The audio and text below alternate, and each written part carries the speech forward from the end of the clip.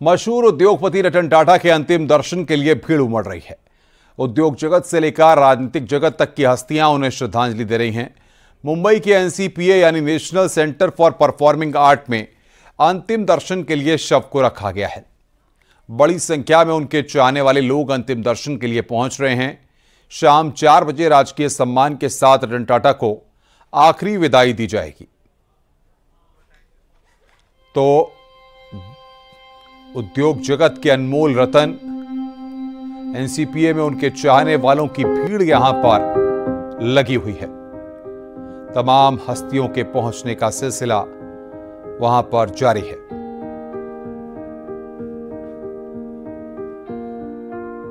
उद्योग जगत के अनमोल रतन अब हमारे बीच नहीं हैं। उनको अंतिम विदाई देने के लिए तमाम लोग वहां पर पहुंचे हुए हैं। शाम 4 बजे का वक्त बताया जा रहा है कि शाम 4 बजे अंतिम संस्कार होगा। तो ये इस वक्त की बड़ी खबर हम आपको बता रहे हैं। रतन टाटा का निधन हो गया। एनसीपीए में उनके पार्थिव शरीर को लोगों के दर्शन के लिए रखा गया है।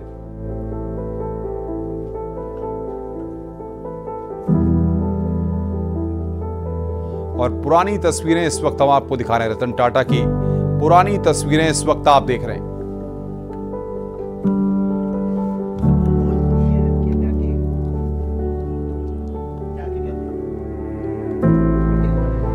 इस वक्त की तस्वीरें हम आपको दिखा रहे हैं। पुरानी तस्वीरें इस वक्त हम आपको दिखा रहे हैं किस तरीके से शाम 4 बजे अंतिम संस्कार उनका वहां पर होगा। 86 साल की उम्र उनके बारे में हम आपको बता रहे हैं। 1962 से 2012 तक टाटा ग्रुप में कई पदों पर वो रहे। 1991 से 2012 तक टाटा ग्रुप के चेयरमैन रहे। 1971 में नीलको डायरेक्टर इंचार्ज बने। 1977 में कपड़ा मिल इंप्रेस मिल्स की जिम्मेदारी उनको मिली। 1991 में टाटा ग्रुप के चेयरमैन बने।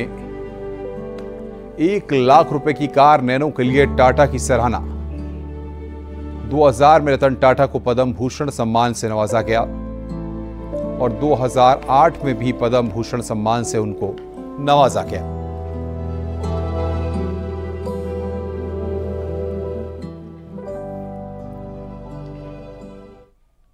केंद्रीय गृह मंत्री अमित शाह ने रतन टाटा के निधन पर शोक जताते हुए कहा कि टाटा ग्रुप उद्योग जगत में ध्रुव तारा की तरह है, जिसमें रतन टाटा का बहुत बड़ा योगदान रहा है। केंद्रीय गृह मंत्री ने मुंबई पहुंचकर रतन टाटा को श्रद्धांजलि भी अर्पित की।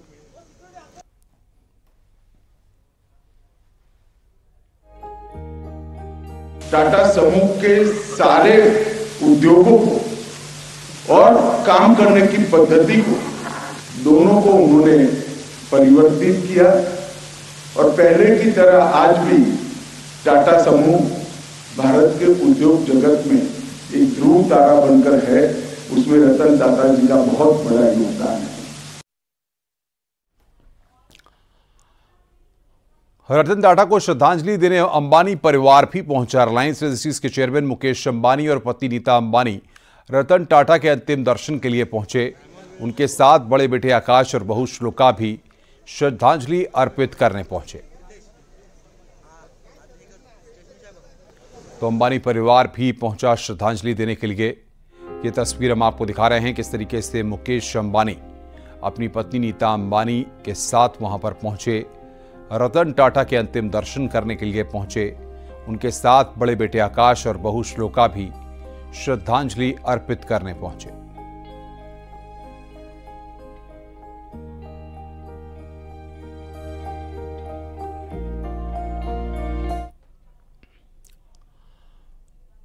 भारतीय उद्योग जगत की महान हस्ती रतन टाटा ने 86 साल की उम्र में इस दुनिया को अलविदा कह दिया। वो अपने पीछे एक बड़ी विरासत छोड़ गए हैं। टाटा परिवार का देश के विकास में बड़ा योगदान है और रतन टाटा ने भी अपने फैसलों से अपने परिवार की इस महान विरासत को कायम रखा। बुधवार देर रात करीब 11 बजे रतन टाटा ने अंतिम सांस ली। वो मुंबई के ब्रीच कैंडी अस्पताल के आईसीयू में भर्ती थे और उम्र संबंधी बीमारियों से जूझ रहे थे।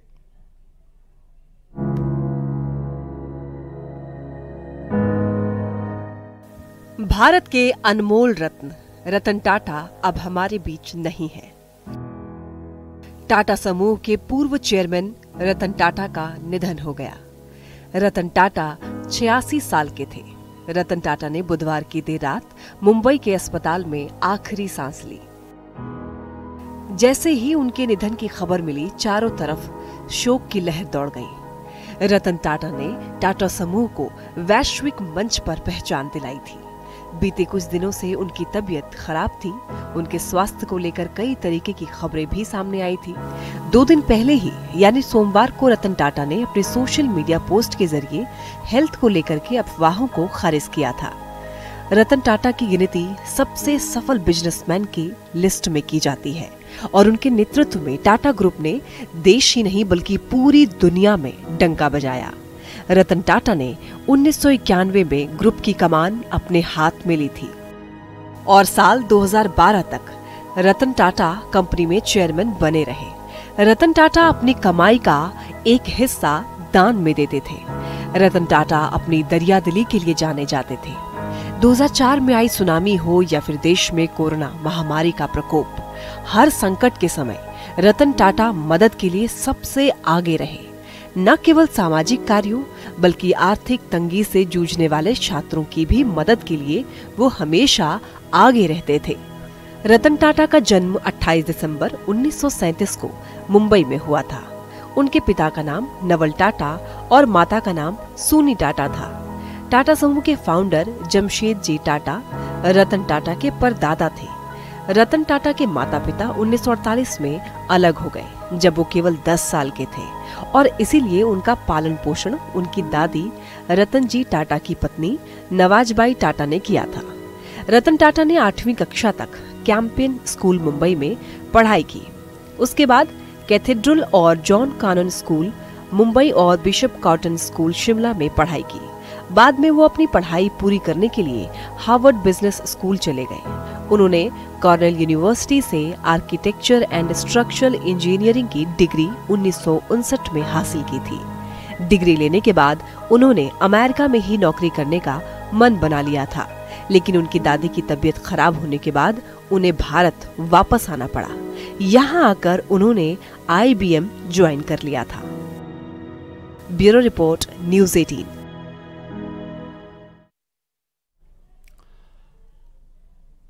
दिग्गज उद्योगपति और टाटा सन्स के मानद चेयरमैन रतन टाटा एक सफल व्यवसायी होने के साथ सबसे बड़े दानवीर भी थे। रतन टाटा को कैसे मिली पहली नौकरी, आइए इस रिपोर्ट के जरिए देखते हैं। रतन टाटा की पहली नौकरी के बारे में उनके परिवार को भी नहीं पता था। बाद में टाटा ग्रुप के चेयरमैन JRD टाटा को जब रतन टाटा की नौकरी के बारे में पता चला तो वो काफी नाराज हुए। उन्होंने रतन टाटा को फोन करके बायोडेटा शेयर करने के लिए कहा। रतन टाटा के पास उस समय बायोडाटा नहीं था।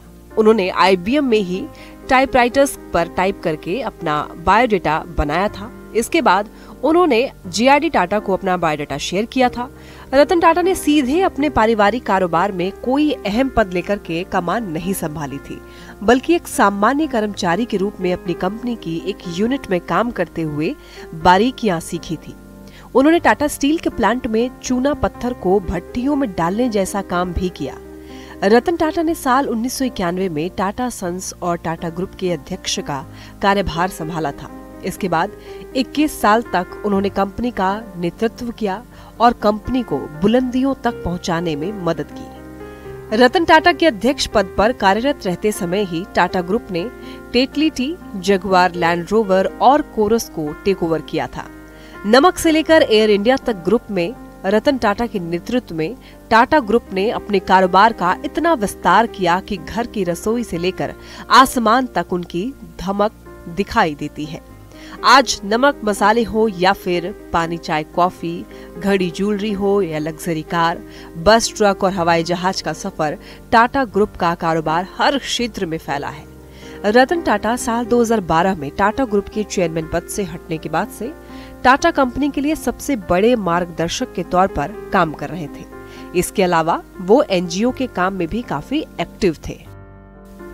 Bureau report, news 18।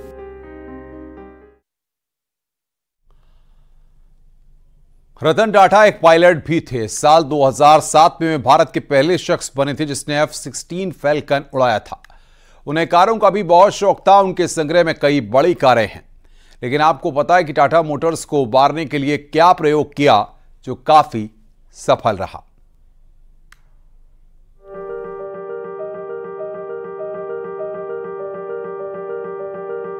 कोई कंपनी आज कितनी बड़ी और कितनी कामयाब है, इसके पीछे उसकी कई सालों की मेहनत छिपी होती है। किसी कंपनी को देश और दुनिया की सबसे बड़ी कंपनी बनाने के लिए उसके मैनेजमेंट को कई तरह के उतार चढ़ाव से होकर गुजरना पड़ता है। टाटा मोटर्स की कहानी भी कुछ ऐसी ही थी।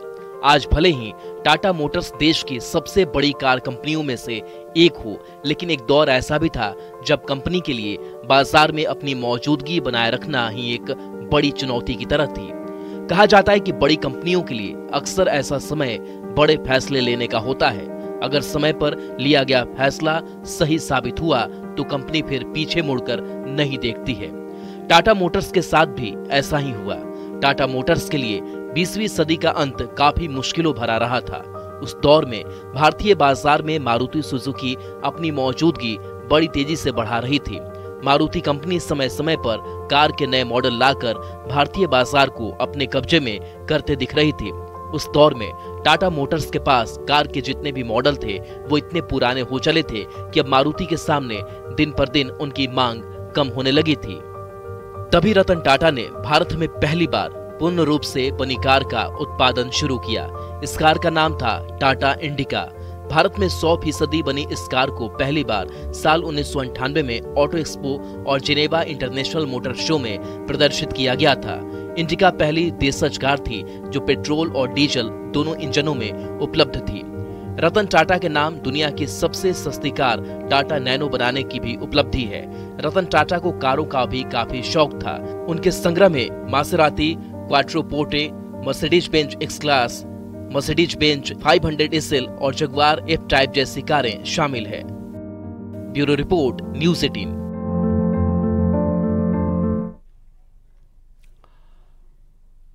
रतन टाटा के पास सब कुछ था, लेकिन उन्हें एक दर्द था जिसका जिक्र उन्होंने अपने मैनेजर शांतनु की स्टार्टअप की ओपनिंग के दौरान किया था। उन्होंने कहा था, आप नहीं जानते कि अकेले रहना कैसा होता है। रतन टाटा दुनिया को अलविदा कह चुके हैं, लेकिन वो हमेशा देशवासियों के दिल में राज करेंगे। वो बड़े कारोबारी थे। कारोबार के साथ साथ उन्होंने देश के प्रति अपनी जिम्मेदारी को भी बखूबी निभाई। हर कोई आज उनकी निजी जिंदगी के बारे में जानना चाहता है। हर कोई जानना चाहता है कि उनके परिवार में कौन कौन है।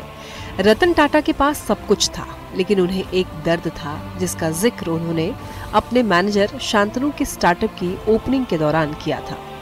उन्होंने कहा था, आप नहीं जानते कि अकेले रहना कैसा होता है। जब तक आप अकेले समय बिताने के लिए मजबूर नहीं होते तब तक एहसास नहीं होगा। 85 साल के बैचलर रतन टाटा ने कहा था कि जब तक आप वास्तव में बूढ़े नहीं हो जाते तब तक किसी को भी बूढ़े होने का मन बिल्कुल भी नहीं करता। ऐसा नहीं था कि रतन टाटा की जिंदगी में कोई नहीं आया था। रतन टाटा को एक समय प्यार हुआ था। प्यार होने के बाद भी रतन टाटा ताउम्र अविवाहित रहे। दिलचस्प बात यह है कि वो 4 बार शादी करने के करीब आए थे, लेकिन कुछ कारणों से शादी नहीं कर सके।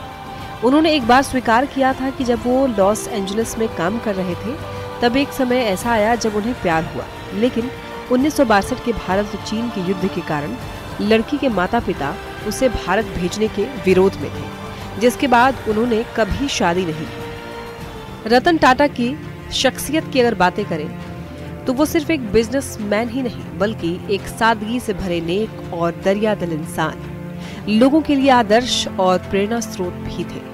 वो अपने समूह से जुड़े हुए छोटे से छोटे कर्मचारी को भी अपना परिवार मानते थे और उनका ख्याल रखने में कोई कसर नहीं छोड़ते थे। रतन टाटा को राष्ट्र निर्माण में उनके अतुलनीय योगदान के लिए भारत के 2 सर्वोच्च नागरिक पुरस्कार पद्म विभूषण और पद्म भूषण से सम्मानित किया जा चुका है। रतन टाटा ने IIT बॉम्बे में रिसर्च को बढ़ावा देने के लिए साल 2014 में 95 करोड़ रुपए दान कर दिए थे। इसके अलावा कोरेल यूनिवर्सिटी में उन्होंने $28 मिलियन का भी दान दिया था। Bureau report, news 18।